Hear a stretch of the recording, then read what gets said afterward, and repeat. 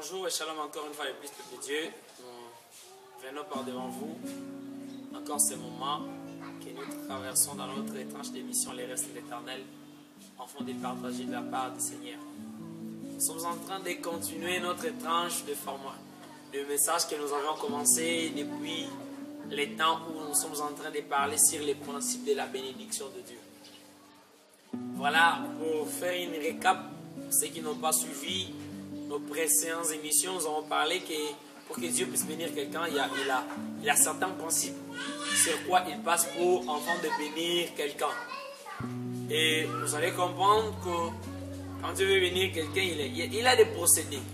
Entre autres, le premier jour, nous avons parlé de la grâce. Pour que Dieu puisse bénir quelqu'un, d'abord, ça dépend de la grâce de Dieu. C'est de sa divinité, de sa faveur qu'il veut octroyer à une personne. Et on a exploité certains passages bibliques.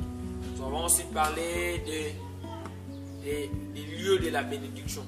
Pour que Dieu puisse te bénir, ça dépend du lieu de la bénédiction. Et nous avons parlé, là où Dieu a parlé à Jacob en Genèse chapitre 31, verset 3, vous allez comprendre que Dieu parle à Jacob et dit: tu dois retourner au pays de tes pères, là je te bénirai, là je te bénirai. Donc il y a des lieux qui sont appropriés pour que Dieu puisse bénir.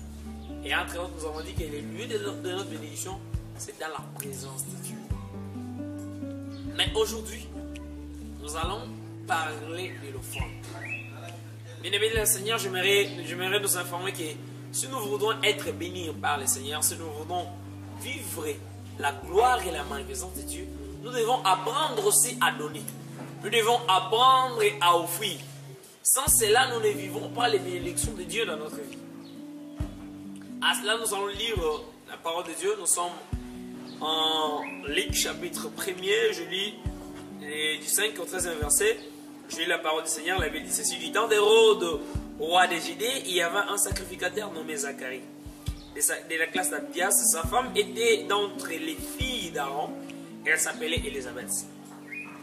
Tous étaient justes devant Dieu, observaient d'une manière irréprochable tous les commandements et toutes les ordonnances du Seigneur. Ils n'avaient point d'enfants parce qu'Élisabeth était stérile et ils étaient l'un à l'autre avancés en âge. Or, pendant qu'il s'acquittait de ses fonctions devant Dieu, selon le tour de sa classe, il fut appelé par le sort, d'après les règles du sacerdoce, à entrer dans le temple du Seigneur pour offrir les parfums. Toute la multitude du peuple était dehors en prière à l'heure du parfum. 11. Alors un ange du Seigneur apparut à Zacharie et s'étant debout à droite de l'autel du parfum. Zacharie fut troublé en le voyant et la frayeur s'empara de lui. 13. Mais l'ange lui dit: ne crains point, Zacharie, car ta prière a été exaucée. Ta femme Élisabeth enfantera un fils et tu lui donneras le nom de Jean. Vous voyez ici, mes bien-aimés dans le Seigneur, c'est l'histoire que certains les connaissent mieux, c'est l'histoire de Zacharie et Élisabeth. La Bible me décrit que Zacharie était un sacrificateur. Il était un des sacrificateurs qui travaillait à son temps avec le souverain sacrificateur qui était Caïphe, qui était le souverain sacrificateur à son temps, qui agissait dans les temps de Dieu. Et ceux qui lisent les Écritures en connaissent plus. Mais ce qui tient nos propos en ce moment, c'est cette tranche des paroles que nous venons de lire, que nous allons essayer de décortiquer. Et n'oublie pas, nous parlons du principe de la bénédiction de Dieu, où nous avons dit que pour que Dieu te bénisse, tu dois apprendre à donner, tu dois apprendre à offrir à Dieu. Ici, la Bible nous présente Zacharie. Qui est Zacharie? Zacharie, si tu rentres en hébreu, Zacharie veut dire que... D'abord, Zacharie s'est marié à quelqu'un qui s'appelle Élisabeth et tous deux ont des noms prophétiques. L'autre qui son nom va se dire que Dieu c'est souvent et l'autre qui dit Dieu a promis. Donc déjà un couple si prophétique qu'ils étaient, mais ils arrivent jusqu'à un moment où ils sont avancés en âge, mais ils n'ont pas d'enfants. Qu'est-ce qui a fait qu'ils n'aient pas d'enfants? C'est parce que, bien aimé, il leur manquait encore un moment auquel il devait offrir. Bien-aimé, tu peux aussi être un enfant de Dieu. Tu as des promesses de Dieu dans ta vie. On t'a parlé beaucoup de choses. Nous sommes au mois de janvier. Aujourd'hui, on est au terme du mois de janvier. On t'a donné des déclarations. Il y a de cela des années, chaque jour tu parles, qui sont des déclarations, des prophéties. Il y a des paroles puissantes qui crient sur toi et tu te dis, moi je suis appelé à vivre le bonheur. Mais cela ne se matérialise pas dans ta vie. Pourquoi? Parce que tu n'as pas encore appris à offrir. Tu n'as pas encore appris à donner. Bien de le Seigneur, tu dois apprendre à donner. Tu dois apprendre à offrir. C'est quand tu auras compris que il te faut offrir, c'est à cela que tu vas voir Dieu agir dans ta vie. Bien, je me suis dit que c'est un coup prophétique. Et au-delà de tout, c'était des serviteurs de Dieu. Peut-être toi aussi, tu te dis que toi, tu es un serviteur de Dieu et lévite que tu ne peux pas offrir. Non, non, il n'y a pas une exception dans la présence de Dieu. Qui que tu sois, tu dois apprendre à donner. Même si tu es pasteur, c'est pourquoi tu vois ton ministère n'aille pas de l'avant. Dieu ne te bénit pas richement. C'est parce que toi, tu ne sais pas donner, tu ne sais pas offrir. Avoir de l'onction ne peut pas faire de toi quelqu'un qui est exceptionnel, ne pas chercher la bénédiction de Dieu. Tu lis la Bible, tu vas comprendre avec moi que quand tu vas décortiquer la Bible déclare dans 2 Rois, chapitre 4, vous allez comprendre, c'est l'histoire où on nous représente l'un des fils de prophète qui sera mort et qui travaillait avec Élisée, mais il est mort, pauvre. Non plus qu'il était seulement pauvre, mais il est mort, il avait des dettes qu'il avait empruntées. On veut même confisquer, on veut prendre ses enfants pour être esclaves, aller travailler, parce que lui avait laissé des dettes. Bien-aimé, même si vous êtes un serviteur de Dieu, apprenez à offrir, apprends à donner, afin que tu sois riche, pour que Dieu te bénisse. Le principe de la bénédiction de Dieu, c'est les donner. Malgré qu'Élisabeth de tout ce qu'il avait, mais il devait comprendre que lui aussi pouvait donner. Il devait apprendre à donner. Bien aimé, apprenez à donner. Il faut donner au Seigneur pour pouvoir aussi s'attendre de lui quelque chose. Tu veux que Dieu te bénisse, apprends aussi à donner. Il faut faire l'offrande. Il faut parler à Dieu. Et des moments où quand tu parles dans la prière, peut-être que prière ne peut pas parler, mais quand tu offres à Dieu, tu vois comment c'est là où la Bible dit, Corneille, il y a un ange du Seigneur qui est venu dire à Corneille, Corneille, tes prières et tes offrandes sont montées à Dieu. Corneille, ce n'est pas seulement borné, limité à prier, mais aussi il a offert et ses offrandes ont monté à Dieu. Mais si tu ne sais pas donner vraiment, c'est tellement difficile même que Dieu puisse t'agréer. C'est l'une des choses qui fait que Dieu puisse t'agréer dans sa présence. L'offrande vient pour activer les bénédictions de Dieu dans nos vies. Oui, je disais que l'offrande vient pour activer les bénédictions de Dieu dans nos vies. Quand vous offrez, vous activez les promesses de Dieu dans votre vie pour que cela puisse se matérialiser. C'est quand Élisabeth et Zacharie est entré dans les lieux saints, dans le parfum, pour aller offrir le parfum. C'est à ce moment-là que les bénédictions, les promesses de Dieu qui ont été sur sa vie s'est activées. Offre à Dieu, tu vas activer les bénédictions de Dieu sur ta vie. Tu veux vivre la gloire de Dieu. Ce qui t'a aidé pour eux, tu veux que ça te matérialise dans ta vie. C'est simple. Offre à Dieu, donne. La Bible déclare en proverbe que celui qui épargne à l'excès s'appauvrisse. Toi qui épargne plus que même ceux qui ont fait de l'économie, non. Il faut apprendre à donner et Dieu va te bénir.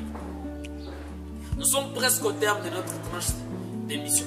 On avait un contrat. Être par devant vous, ce moment, c'est payant, c'est pas en vain. Nous travaillons avec des gens. On est ici et la télé, ça demande de l'argent énormément. Si Dieu vous met à cœur de soutenir cette œuvre, contactez-nous, offrez aussi. Je ne suis pas là pour mentir, mais c'est l'œuvre de Dieu. Si tu donnes à l'œuvre de Dieu, Dieu va aussi vous bénir autrement. Votre pasteur, celui qui prie pour vous, à chaque instant, il faut aller payer la dîme chez lui. Va payer la dîme. La dîme, on la paye. Ce n'est pas quelque chose qu'on donne à Dieu. Non, on paye. C'est Dieu qui t'a donné la force, c'est Dieu qui t'a fait. La personne qui a eu la charge sur toi, quand tu n'avais pas encore du boulot, c'est lui qui priait matin, midi, soir, il était motivé. Et quand tu as le boulot, il n'est plus ton pasteur, il n'a plus de power. Cherche d'autres personnes ailleurs qui prophétisent pour ton nom. Reviens chez ton pasteur, va donner l'offrande. Mais si tu as quelque chose de pour soutenir cette émission, soutiens-le. Appelle-nous, le numéro qui est en bas d'écran là. et s'y remplit ça. Envoie ce que Dieu peut vous mettre que afin de soutenir cette œuvre. Nous sommes là pour partager de la part du Seigneur. Si vous nous soutenez, c'est par vos offrandes. Le Dieu du ciel ne manquera pas à vous bénir. Alors, je parlais du principe de la bénédiction de Dieu, où je vous ai dit que pour que Dieu puisse nous bénir, nous devons apprendre à donner. Nous devons apprendre à offrir. Qui que nous soyons, apprenons à offrir. Et si moi je ne pouvais pas donner de l'argent, je n'allais pas être accessible par devant vous. Passer dans des médias ici. Il m'a fallu donner de l'argent. Pour que Dieu, pour que je puisse aussi exploiter, partager, traverser cette tranche d'émission avec vous, afin que nous puissions parler de la part du Seigneur. Voyez-vous, bienvenue dans le Seigneur, apprenons à offrir.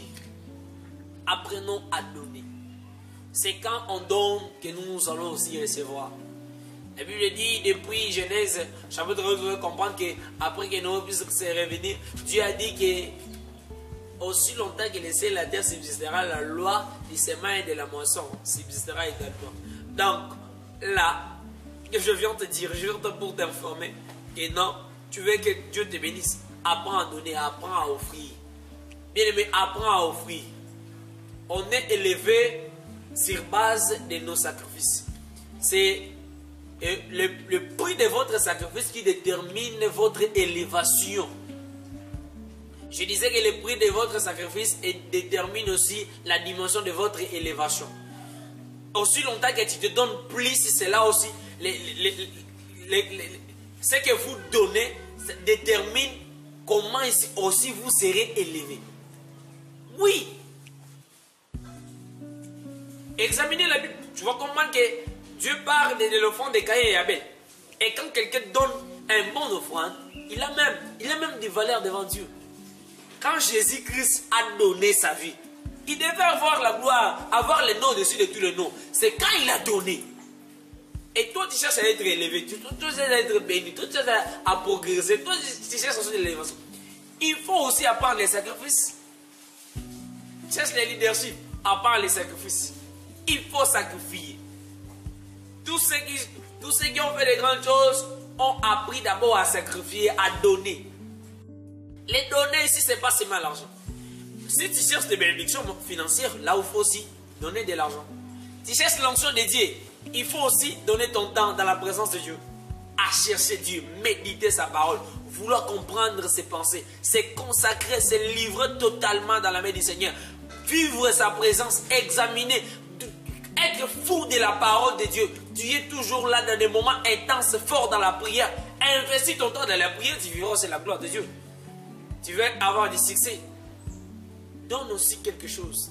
Avant d'avoir toute chose que nous voulons avoir dans ce monde, il y a quelque chose qu'on doit donner en retour.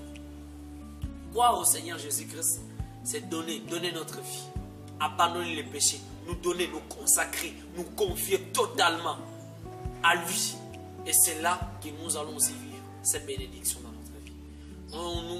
Nous venons de parler du principe de la bénédiction de Dieu, le principe de l'élévation de Dieu. C'est d'abord le donner, c'est les sacrifices. C'est ce qu'on a parlé aujourd'hui. Bien aimé, quand tu apprendras à sacrifier, quand tu apprendras à donner, c'est alors que tu vas voir les portes vont s'ouvrir, c'est alors que tu vas voir que les choses vont aller encore de l'avant et tu vas vivre la bonté et la grandeur de Dieu dans votre vie.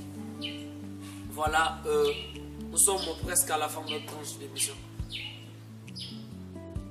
Ce que nous voulons parler aujourd'hui, ce que nous voulons que nous puissions comprendre ensemble, c'est que nous devons apprendre à donner. Bien aimé, tu sais dans la vie, quand tu ne sais pas donner, on ne va pas te respecter. Vous voyez, quelqu'un qui donne, la main qui donne, a été toujours au-dessus. Et imaginez que toi, maintenant, tu cherches à dominer Dieu. Comment sera la suite des choses? Non, Dieu cherchera à tout instant de prendre toujours la supériorité. Vous voyez, quand tu donnes, la main qui donne est toujours positionnée comme ça. Et la main qui reçoit est en bas comme ça. Ça veut dire, quand toi tu veux donner à l'œuvre de Dieu, quand toi tu veux soutenir un serviteur de Dieu, Quand toi tu te consacres à donner pour les veuves, les orphelins, les gens qui manquent, les gens qui n'ont rien. Quand toi, tu as cette charge-là de les donner. Et Dieu dit quoi? Tu donnes à Dieu. Imaginez maintenant, toi étant un homme, tu cherches à dominer Dieu. Est-ce que Dieu va te laisser faire? Non. Obligatoirement, Dieu va inverser la chose. Et pour que Dieu puisse inverser la chose, il va le faire seulement en donnant. Parce que toi, tu as donné, lui aussi doit te donner pour te dominer. Oui, on obéit à la personne à qui on donne. C'est comme je partageais un jour avec quelqu'un et on se disait, imaginez que vous êtes à la maison, quelqu'un qui te donne chaque jour, tu viens le matin, il te donne, tu as besoin de quelque chose, le soir, il te donne, et en fait, il te donne. Lui, quand il donne, là, il donne. Il donne certainement et il te donne. Imaginez, mettez-vous à la place de cette histoire, quelqu'un, il vient le soir, et il te voit, tu as cas de besoin de quelque chose, il te donne. Il te trouve encore comme ça, il te donne. Il revient, ah, je te vois comme ça, tu as besoin de quelque chose, il te donne. Il donne. Et un jour, ça t'arrive maintenant, la personne qui te donne là. Toi, tu es dans un profond sommeil. Tu te reposes. Un jour, tu rentres fatigué. Tu te reposes, tu te dis, même si qui pouvait me demander ou m'appeler pour m'envoyer quelque part, je ne dirais pas. Soyons sincères. Quelqu'un qui te donne à chaque instant. Quelqu'un qui te vient en aide à tout moment où tu as besoin de lui. Et il te vient dans ce moment-là. Un tel, s'il te plaît, pardon. Viens m'aider. J'ai besoin de ceci, cela. Malgré votre fatigue, vous allez réfléchir. Celui-ci, il m'a toujours venu en aide. Quand j'ai besoin de quelque chose, il vient toujours pour me dire non, lui, je ne peux pas les refuser. C'est toi, un homme, qui réfléchit comme ça, qui va aider la personne là. À combien plus fort Dieu? À combien plus fort Dieu? Si c'est Dieu, quand il s'agit de soutenir l'œuvre de Dieu, tu es toujours les premiers. Ah, j'ai vu ces gens-là, mais ils se débrouillent quand même, c'est pour la gloire de Dieu et je vais soutenir ces ministères. Tu rencontres avec un certain Dieu, tu ne les connais pas, tu l'aides. Tu viens tu te rencontres dans la rue, quelqu'un en train de mendier, tu les donnes. Tu viens comme ça, oh les orphelins, tu donnes. Tu viens comme ça, les gens qui manquent, ils ne sont quoi faire, ils n'ont rien à faire.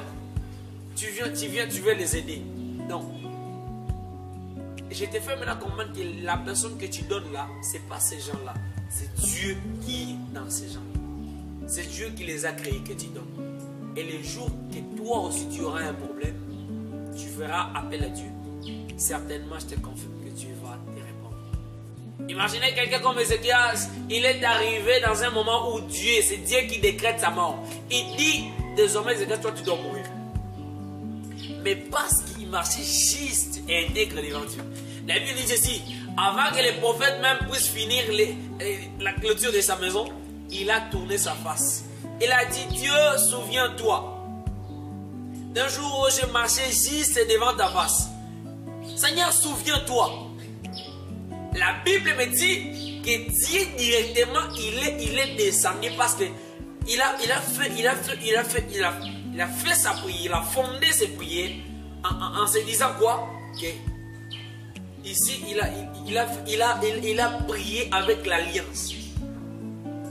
Mais tu veux aussi prier un jour avec l'alliance. Traite une alliance avec Dieu. Et l'alliance est faite par des sacrifices. L'alliance est faite par des offrandes. Oui, l'alliance est faite par des offrandes, par des sacrifices. S'il n'y a pas de sacrifices, il n'y a pas des offrandes. Il ne peut pas y avoir l'alliance. Et bien dit, car Dieu a tant aimé le monde, il a donné son Fils unique. Avec bon, la suite de l'histoire, je ne continue même plus. Je me limite par là, il a donné. Toi aussi tu prétends aimer Dieu.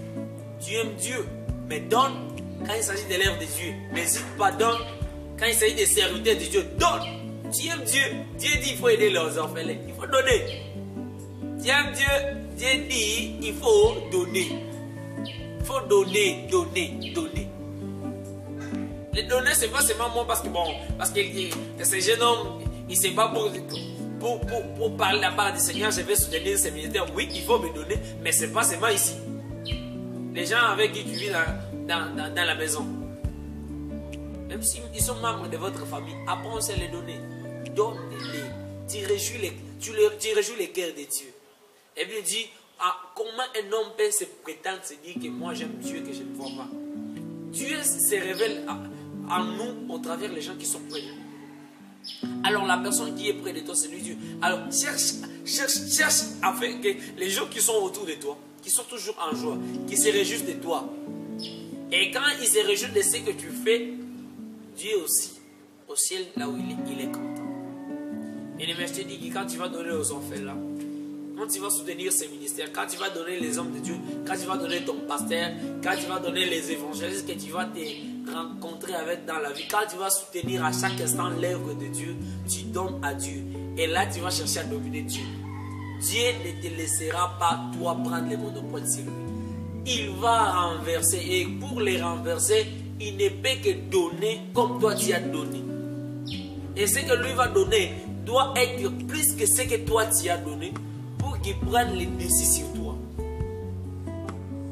Alors, si tu veux que Dieu t'amène plus loin, donne des choses qui coûtent. Ce qui te coûte cher, offre-les pour Dieu. Je veux que quelqu'un soit convaincu avec le Seigneur de donner, d'offrir quelque chose. Peut-être Dieu, quand je suis en train de parler, si Dieu est en train de te mettre à cœur, Dieu est en train de voir une personne dans votre tête, Dieu te représente quelqu'un. Il te dit de donner la personne là qui te marque, qui te passe là dans ta tête. Dieu te dit déjà de le donner. C'est que Dieu te met à cœur là de le donner. Donne-lui. C'est ce téléphone là, donne-lui. C'est cet habit, c'est cet argent. Va lui donner. Certainement Dieu fait avec quelque chose avec toi. Dieu te pousse à le donner. Dieu te pousse à aider ce ministère. Dieu te pousse à aider cet homme de Dieu. Dieu te pousse à servir avec ce que tu as. C'est parce qu'il veut te bénir. Il veut te bénir. Quand Dieu donne à quelqu'un la charge d'offrir, de sacrifier quelque chose, c'est parce qu'il veut t'amener dans une autre dimension de gloire. Ça commence par le donner. Ça commence d'abord par le donner. Tu dois donner à Dieu.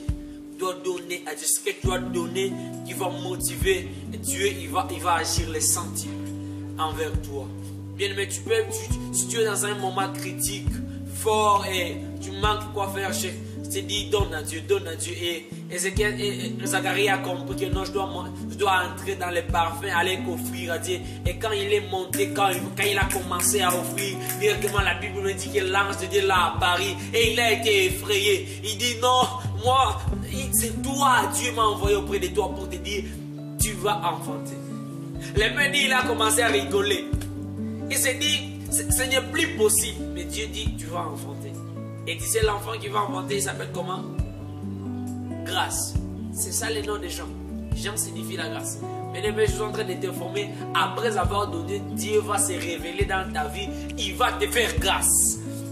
Et la grâce de Dieu, le faveur de Dieu, c'est vous amener à transcender là où le monde n'a pas vous donné qualité. Vous voyez là où les lois de ce monde ont primé sur tout. C'est là où la grâce va venir surabonder afin de te faire transcender.